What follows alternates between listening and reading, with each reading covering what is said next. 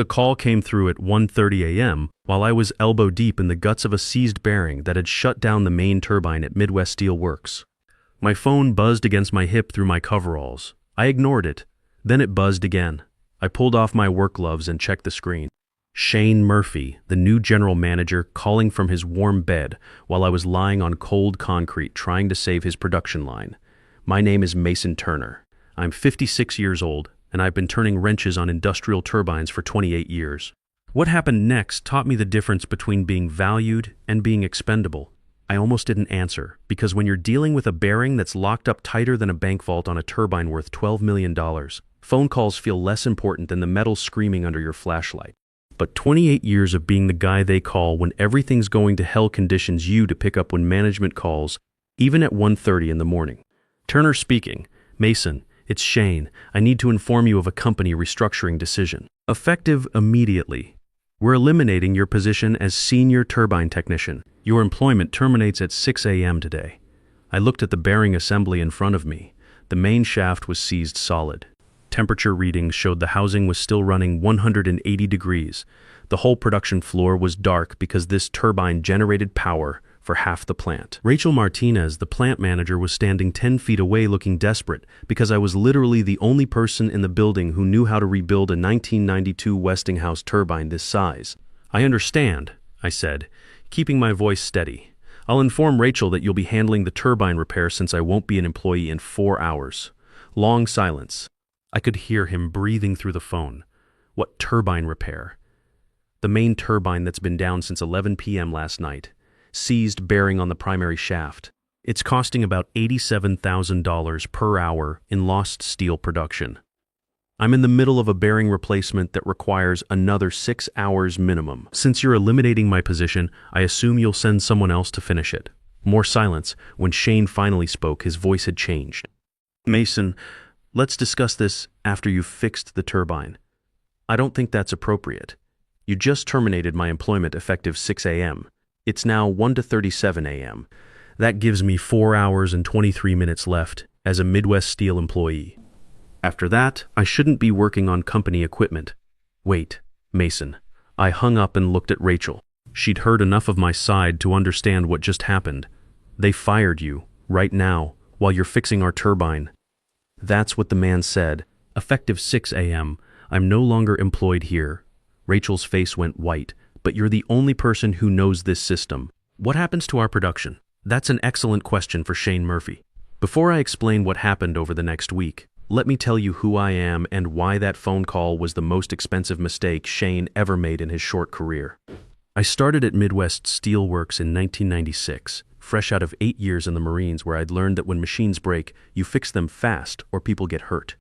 The Corps taught me that reliable equipment keeps people alive, and that lesson stuck with me when I transitioned to civilian industrial work. Midwest Steel manufactures structural steel for construction projects across the Great Lakes region. When their turbines run properly, they produce about $2.1 million worth of finished steel products per day. When the turbines are down, the entire plant is offline and 400 people go home without pay. My job was maintaining the power generation turbines that kept everything running. These weren't modern computer-controlled units that some kid fresh out of engineering school could troubleshoot with a laptop. They were 1990s-era Westinghouse turbines built like tanks, but requiring hands-on knowledge to maintain. Over 28 years, I'd rebuilt every major component multiple times. I knew exactly how each unit behaved under different load conditions, which bearings wore fastest, how the cooling systems responded to temperature changes, and most importantly, I could diagnose problems by sound and vibration that would take other technicians hours of testing to identify. You don't learn that kind of knowledge from YouTube videos or technical manuals. You learn it by getting your hands dirty for 3 decades, by listening to how a bearing sounds when it's got 500 hours left versus 50 hours left, by feeling how the housing vibrates when clearances are getting loose. It's the kind of expertise that comes from honest work, day after day, year after year. That knowledge made me valuable to the plant. That knowledge also made Shane Murphy think I was expensive and replaceable. Shane had been hired 8 months earlier with an MBA from some university and a mandate from corporate to modernize operations and reduce labor costs. He'd been pushing hard for outsourced maintenance contracts to replace what he called legacy workforce overhead. In his mind, my $85,000 annual salary could be eliminated by hiring cheaper contractors when needed. What Shane didn't understand, what they don't teach you in business school, is that specialized knowledge isn't the same as general labor. You can't just call up a contractor from the yellow pages and say, "Fix our 30-year-old turbine," when that contractor has never seen the specific modifications, repairs, and workarounds that accumulate over decades of operation. But Shane was convinced he could modernize his way to better profit margins, and I was apparently part of the old way of doing things. The crisis that led to that 1:30 a.m. phone call had started 14 hours earlier, when the main turbine began showing abnormal vibration readings during the evening shift. I wasn't scheduled to work that night, but Rachel called me at home around 10:30 p.m. because the readings were getting worse fast. "Mason, I hate to bother you at home, but we've got some troubling numbers on Unit 1. Vibrations climbing and the temperatures running hot." I'd been watching Monday Night Football with a beer, but when Rachel calls about turbine problems, you listen. She's been managing that plant for 12 years and doesn't panic easily. If she's worried, there's good reason. "What kind of numbers are you seeing?" "Vibrations at 8.5 mils and climbing. Temperature on the main bearing housing hit 165 degrees about an hour ago. That got my attention real quick. Normal operating vibration on those old Westinghouse units should run around 3 to 4 mils. Anything over 6 mils means trouble. At 8.5 mils, we were looking at potential catastrophic failure if something wasn't done soon. And bearing temperatures over 160 degrees meant the lubrication was breaking down. Shut her down, I told Rachel. Right now. Don't wait for the numbers to get worse. Already did. Triggered the emergency shutdown about 10 minutes ago. Can you come in and take a look? I was pulling on my work boots before she finished asking. Give me 20 minutes. The drive to the plant gave me time to think about what could cause those symptoms. High vibration combined with elevated bearing temperature usually meant one of three things: bearing wear, shaft misalignment, or contaminated lubrication.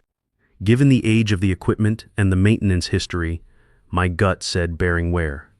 Those main shaft bearings had been in service for about 4 years, which was approaching their expected lifespan under continuous operation. When I got to the plant, Rachel met me at the entrance with the maintenance logs and recent inspection reports. The night shift supervisor, Tommy Rodriguez, was waiting by the turbine with his flashlight and a worried expression. What do you think, Mason? Tommy asked. Never seen vibration numbers climb that fast. I spent the next 2 hours with my hands on that turbine feeling for abnormal vibrations, listening to the sounds it made as it cooled down, checking clearances and alignments. The diagnosis wasn't complicated if you knew what to look for. The main bearing had developed excessive clearance due to normal wear, allowing the shaft to wobble under load. The wobbling created heat, which expanded the metal and made the problem worse until the automatic shutdown system kicked in. It's the main bearing, I told Rachel around midnight. The clearance has opened up beyond tolerance. We need to pull the shaft and replace the bearing assembly. Rachel ran the numbers in her head. How long for the repair? If everything goes smooth, about 8 hours. That's assuming I can get the right bearing from our supplier and nothing else goes wrong during disassembly. What's it going to cost us in lost production? About $87,000 per hour while we're down. Maybe $700,000 total if I can get it done in 8 hours. Rachel made the call to approve overtime and emergency parts procurement. I called our bearing supplier and arranged for a rush delivery of the replacement bearing. Cost was $3,200 for the part, plus another $800 for same-day delivery. Expensive, but a lot less expensive than extended downtime. I started the disassembly work around 12:30 a.m. First step was draining the lubrication system and removing the housing covers to access the bearing assembly. Then came the delicate work of lifting the turbine shaft using the overhead crane and supporting it properly while I pulled the old bearing. That's when Shane called and fired me. After I hung up on Shane, Rachel looked at me like I'd lost my mind. Mason, you can't just stop working. This turbine needs to be fixed. Rachel, I understand your position, but I was just terminated. I can't ethically continue working on company equipment when I'm no longer a company employee. This is insane. You're the only person who knows how to rebuild this turbine. What am I supposed to tell corporate when they ask why we're still offline? You tell them Shane Murphy eliminated the position of senior turbine technician at 1:30 a.m. while the plant was in the middle of an emergency repair. Rachel pulled out her phone and started making calls. First to Shane, who didn't answer, then to Jordan Phillips, the COO in Chicago. I could hear Jordan's voice getting louder through the phone as Rachel explained the situation. After 20 minutes of heated conversation, Rachel hung up and looked at me. Jordan wants to reinstate you immediately. Full back pay, promotion, whatever it takes to get this turbine fixed. That's nice of Jordan, but Shane was pretty clear about my employment status. I was terminated, effective 6 a.m.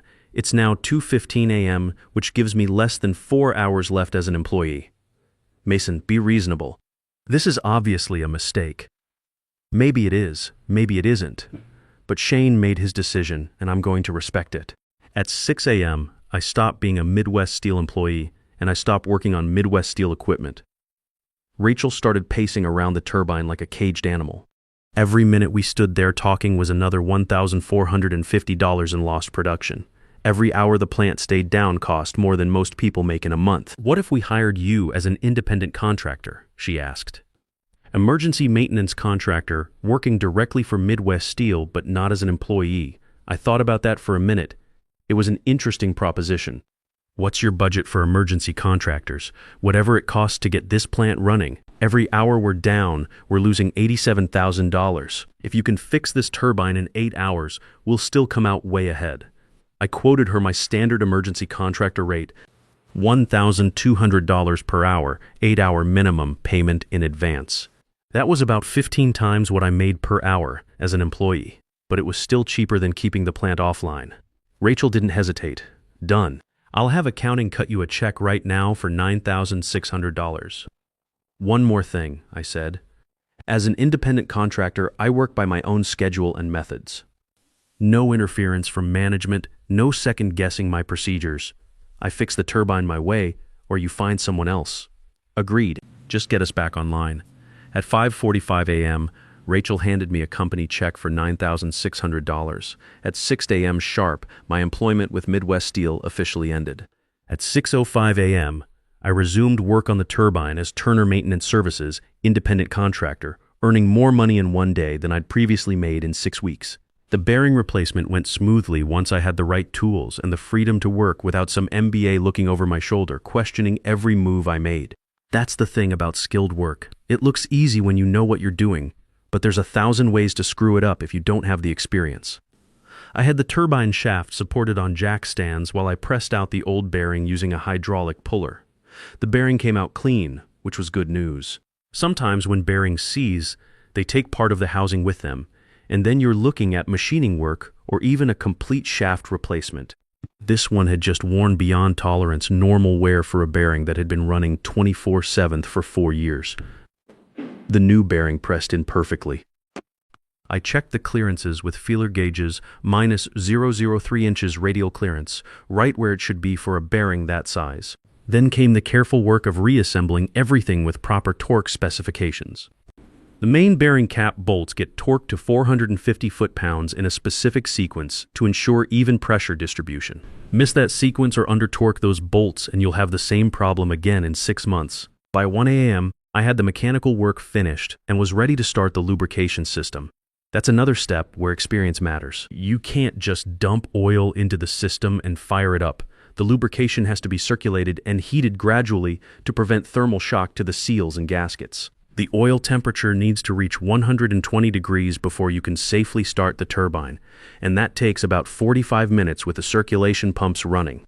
While the lubrication system was warming up, Rachel came over to check on progress. How much longer, Mason? Another hour for lubrication warm-up, then about 30 minutes for startup sequence and testing.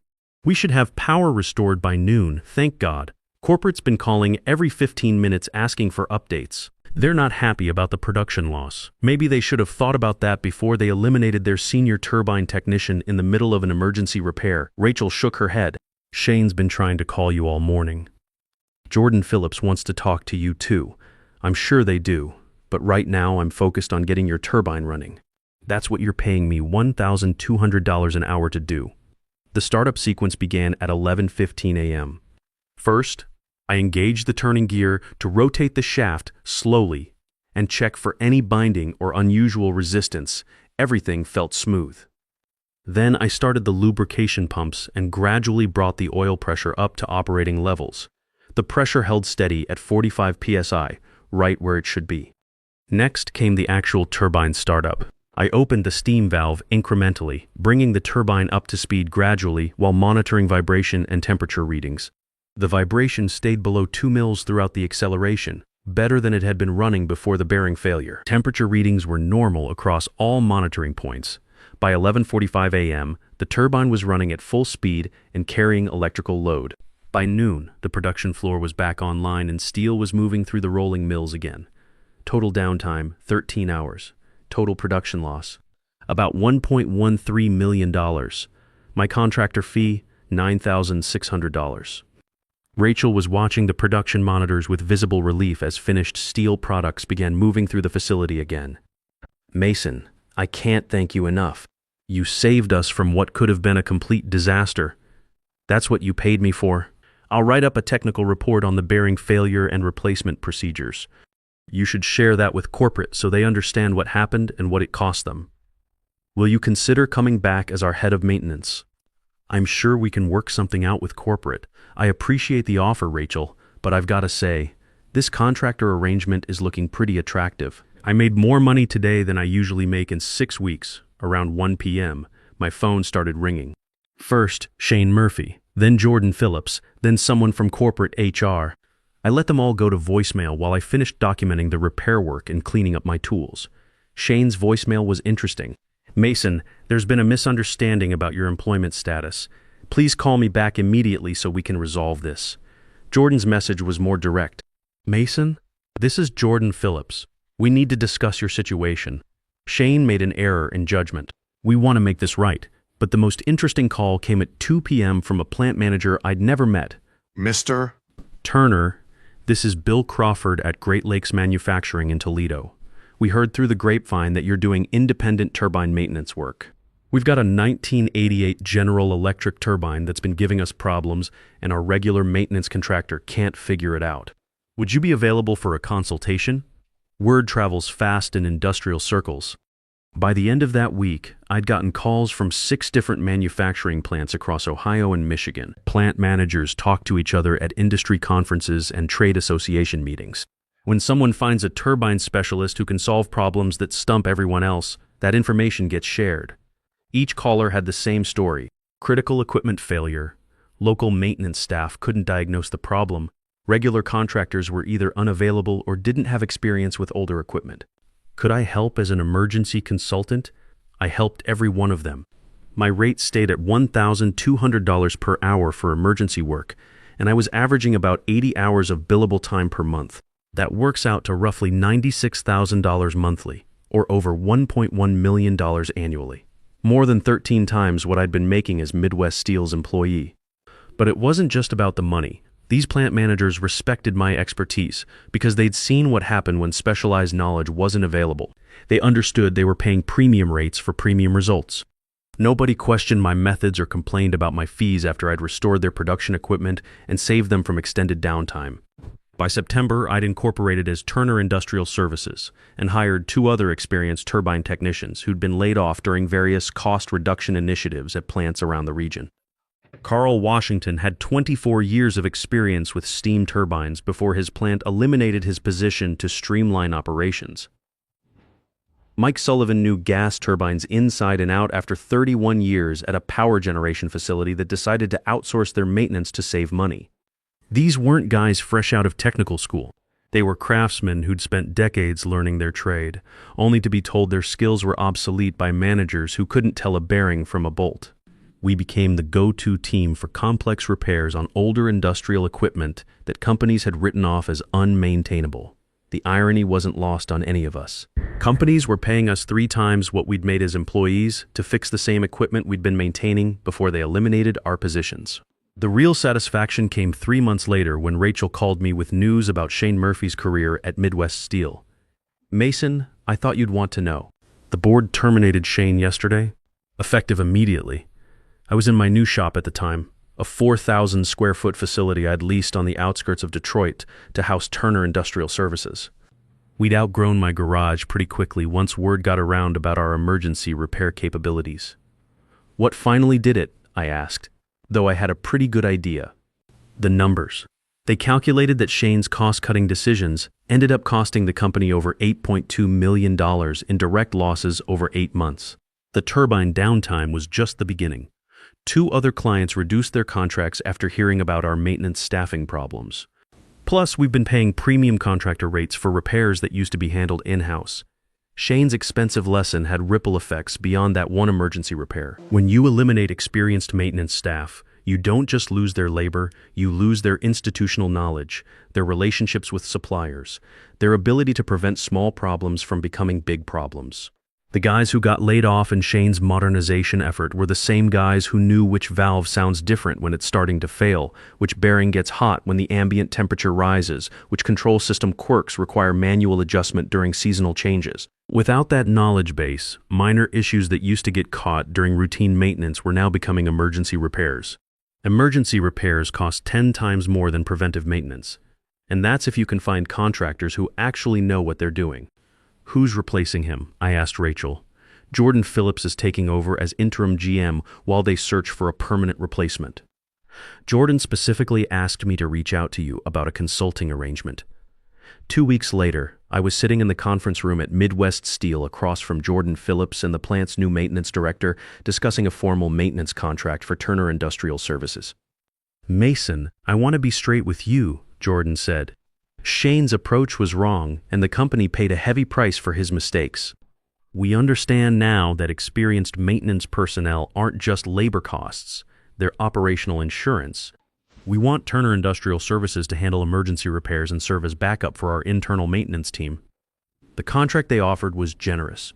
$18,000 monthly retainer for priority response and consultation, plus $1,200 per hour for actual repair work.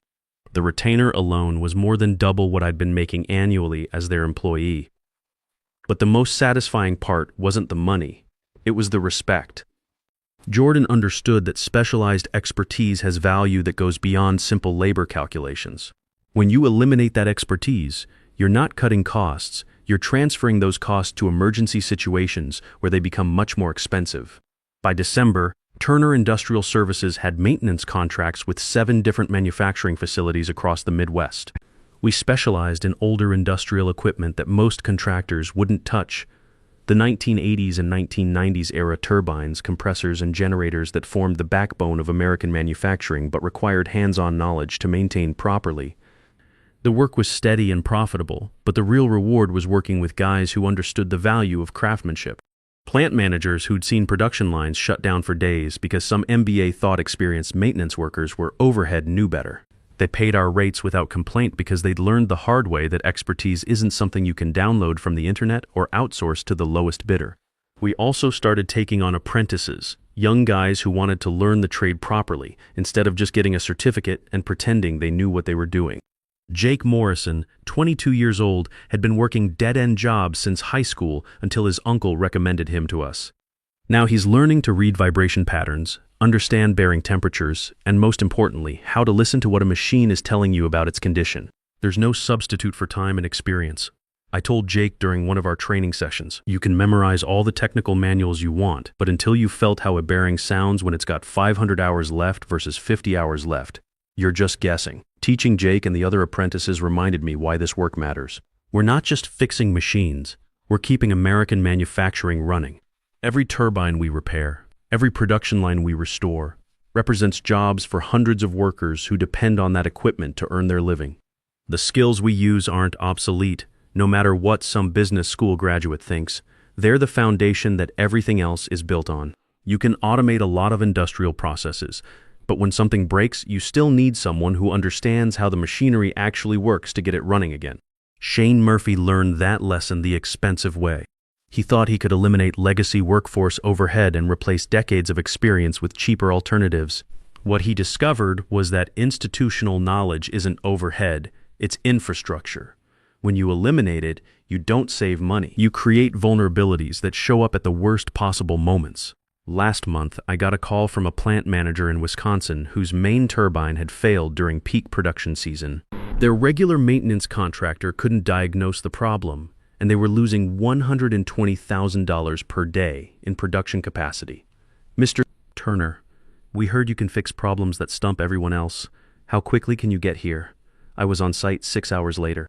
The problem was a control system modification that had been installed in 1994 and wasn't documented in any current technical manuals. It took me 20 minutes to identify the issue and another 4 hours to fabricate a replacement component in their machine shop. Total repair time, less than 1 day. Total cost, $12,000, including travel time and materials. Without that repair, they would have waited 3 weeks for a replacement part from the original equipment manufacturer, costing them over $2.5 million in lost production. They paid my invoice without question and immediately signed a maintenance contract for emergency response services. That's what Shane Murphy never understood.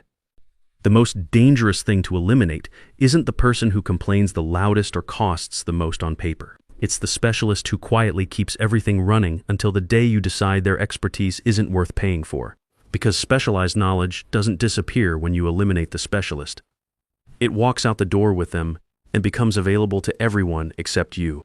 And when the next crisis hits, and there's always a next crisis, you discover that institutional expertise can't be quickly replaced, easily substituted, or downloaded from a manual. Sometimes the most effective response to being undervalued isn't arguing or pleading for recognition. It's simply allowing people to experience the full consequences of their decisions, while you build something better with the skills they thought weren't worth keeping. Shane wanted to modernize by eliminating experienced workers. I helped him achieve that goal. What he learned was that modernization without expertise is just expensive chaos, and that the real value of knowledge isn't measured by what someone pays you for it. It's measured by what they lose when they don't have access to it. When you fire the guy who knows how everything works, you don't eliminate a problem. You become the problem that needs solving. The difference between a cost and an investment is simple. Costs disappear when you cut them, but investments disappear when you need them most.